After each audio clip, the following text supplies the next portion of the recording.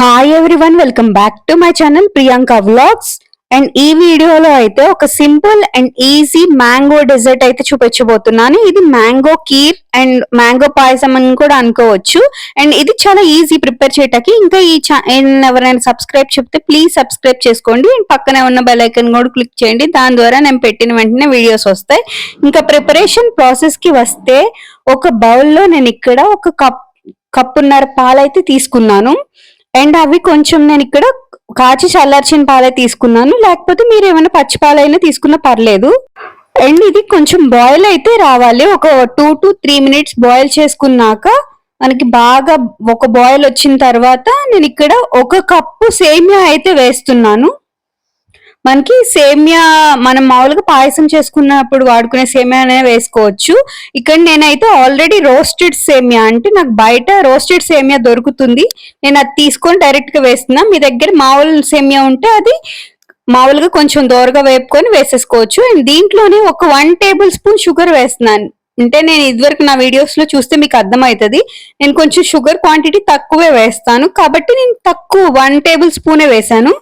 మీకు ఎంత కావాలంటే అంత వేసుకోండి, ప్రాబ్లం ఏమి ఉండదు.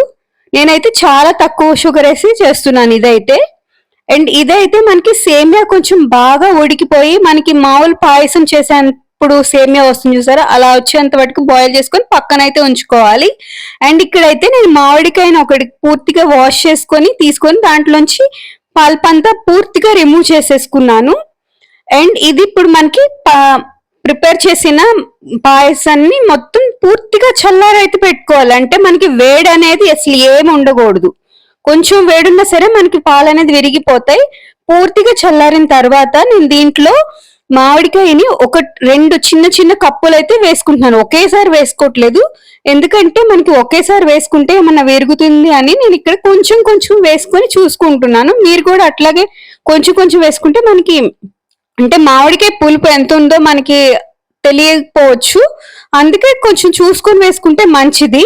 నేను అందుకే ఇక్కడ ఒక 2 కప్పులు కొంచెం కొంచెమే వేస్తున్నాను. ఇక్కడైతే పర్ఫెక్ట్ గా వచ్చింది మామిడికాయ పాయసం ఆర్ మామిడికాయ కీర్ అనేది.